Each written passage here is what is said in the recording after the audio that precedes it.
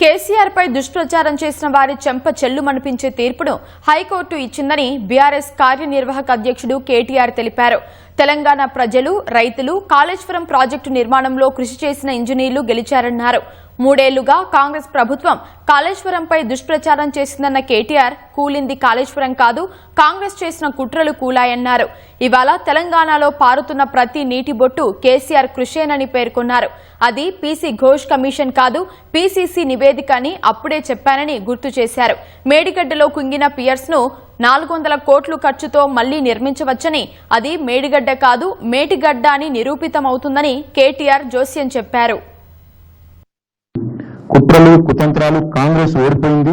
ఇవాళ తెలంగాణ రైతులు, తెలంగాణ ప్రజలు, తెలంగాణలోని వివేకవంతమైన ఇంజనీర్లు, తెలంగాణ ఉద్యోగులు వారే కదా కష్టపడ్డది. వారందరూ వాళ్ళు గెలిచారని చెప్పక తప్పదు.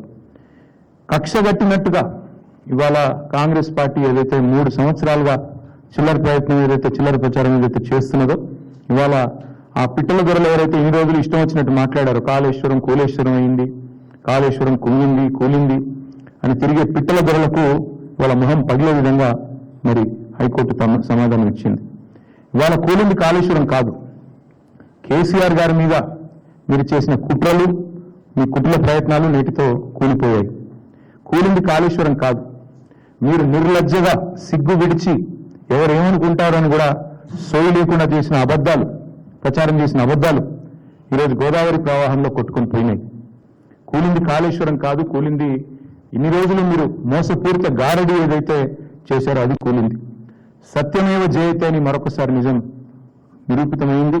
నిజం నికార్సుగా ఇవాళ కాలరెగిరేసి నిటారుగా నిలబడ్డది.